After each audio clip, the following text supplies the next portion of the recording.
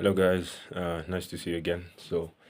Today's a wonderful day. I have things that I want to share with you guys, things that I always find interesting, and I think this is long overdue. I should have started way, way long ago, sharing with you guys some of the things that I find interesting, things that I enjoy, and if you do find any of them interesting, please join me, watch my videos. I'll be doing regular updates.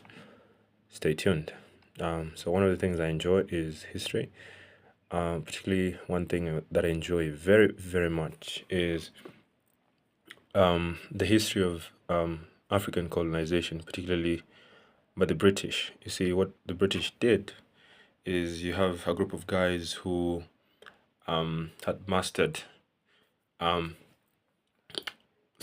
Basically, you have, first of all, the first colonizers were the Spanish and the Portuguese, and you have Britain looking at the Spanish guys, and they're like, yeah, we want to do like there was once a small colony, not a colony, a small country with big ambitions.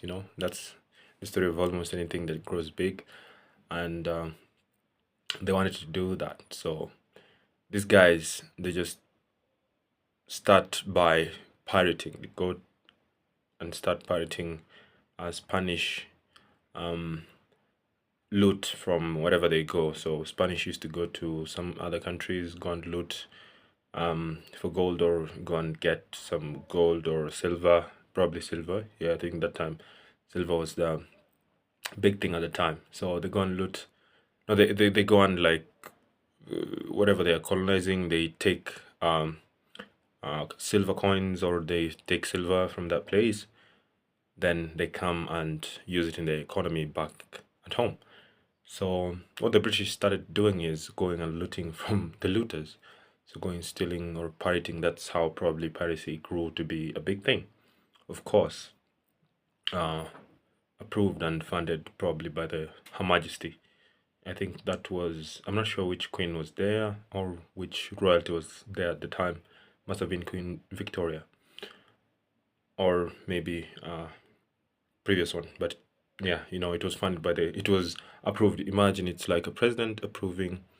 In modern republics, it's like a president approving raiding another country's whatever wealth from whatever they've gone to take from other countries. So this is how they grew big. So piracy was a big thing. I think Britain has a lot to do with the growth of piracy. So they take this piracy, this whatever they've looted, they come back home. So long and short of it, um, Britain grows into a sizable empire, yeah, but they want to colonize. They have big ambitions. So you have a country, a small island. It's actually an island nation with territories in very, very far lands. So how do they do this? They have a very well-oiled colonization machine. There is the political aspect. There is the economic aspect. There's the capitalists. Yeah. So that is the economic aspect. So we have these guys go and colonize a country, especially the ones. I think the economic part was the bigger part of it. Like the political part was just, it's like we need to do this, but this is a support activity. So political aspect looks like more a sport activity. Yeah. So we have these guys going out and like going out and like taking political dominance of a country or a different nation in a far land. So people probably who are ruled by chiefs, very little political administration. So no very formal political system. So African countries were very subject to the kind of rule. So these guys basically what they were doing is extraction from the local economy. They commoditize whatever they are extracting. They sell it to countries in Europe where there was huge demand for these things. It's why spices are a big thing. So the East Indies, many colonial empires went to the East Indies, including the Dutch and the British, of course. British Raj, you know that story. So the colonization, They go there and they take this whatever they take this loot, whatever it is. It's spices, it's sugar in the Caribbean states. That's if you know about how the Caribbean states were colonized. Sugar. If it's in African countries, it's cocoa. It still happens in a way today. So you have cocoa from, I don't know, is it the DAR? No, DRC, sorry, or the CAR. I don't know. It's in some West African country. So very cheaply extracted, commoditized, sold in other countries for expensive. Yeah. Once they're sold for expensive, then the profits are reinvested in the home country. So you have a capitalistic machine. That's how I call it, because it's a machine, man. This thing just produces capital like crazy. You have extraction from very far lands where the cost of extraction is very cheap, so you can actually finance it. Yeah, you can even take, you know, this is a whole thing backed by present. Imagine if you're doing something, you're a business and you're funded fully, if not funded, maybe funded a little bit, but full backing, where you can like you have full authority from the royalty to do whatever you're doing. So full funding, full whatever. These guys are taken by the like you have the full funding. I mean, full backing of whatever the the the ruling class or the monarch. So whether it's Queen Victoria, I don't know who was the queen or the king at the time, but I believe it must have been Queen Victoria. Her reign was interesting, but I think her reign touched a lot on the part. Of course, it extended to the part of Queen Elizabeth, but Queen Victoria's time had to do a lot with the colonization. So you have the full backing of the ruling class. You have the full backing of the capitalistic machine of Britain. So you have the capital market. I believe capitalism developed very heavily during the colonial period because you have a lot of this produce extraction happening for cheap, whether it's through slavery. So labor is actually for cheap because it's slavery. You know, they buy millions of slaves.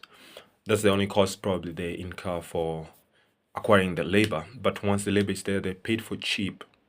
They're being paid cheap. Probably they're not even being paid. They're being mistreated and all this. So these guys are taken from this place, probably taken to other lands to go and do whatever work. So if you understand the number of slaves that were taken for work into, especially the sugar plantations in South America, that was a huge number of Africans who were made to do that.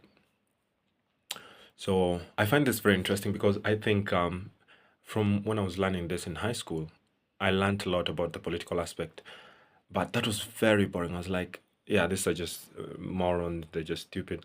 But I'm like, now that I understand economics, post university now, I understand economics, and I'm like, yeah, this was not politics. Politics was just a small part of it. It was just aiding. It was a support activity, but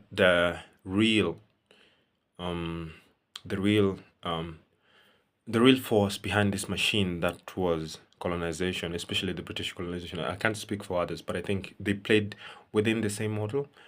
But the reason why the British Empire managed to become one of the largest empires ever, finance. Simple. It's a very interesting answer.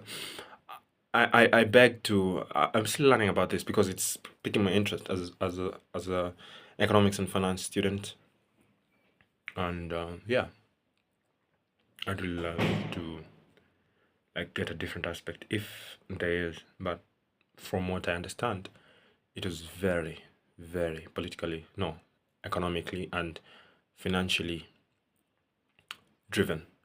And I think they set a precedent in a way for modern MNCs, if you know MNCs, that is multinational corporations. Um, I don't know if MNCs would have done what they've done or how they have grown if it was not for the colonial impact of the the British were a very interesting country, when it came to colonization, because you had all these countries. You had the other one I'll tell you about is the Dutch. The Dutch also I find interesting, but the British, and actually you find that countries that were focused on the finance aspect or the economic aspect, or just making this machine very efficient. I call it a machine because that's what I say it as. It is a machine, something that is made to produce just inputs. It's whatever the machine does its thing. It just gives output. You put um, raw materials into the machine. You commoditize it. You produce with cheap labor. You commoditize it. You sell it for expensive. The money that you get, the profits, are spent in the mother country, and investors from there are very rich, and they fund further expeditions to other countries. I mean, this is a very, very interesting. I find it interesting because I'm an economics student. I don't know if I can learn, if I didn't learn about this aspect. And shout out to Johnny Harris. I learned this from Johnny Harris's um, YouTube videos. I like YouTube, so I almost learn almost everything from YouTube. So yeah, that's the aspect that I find very interesting about colonization. The economic aspect, the finance aspect, the capitalist aspect. These are just capitalists with imperial or with very high ambition. That's all I see it as. Anyway, thank you. Stay tuned for other videos. I'll see you next time.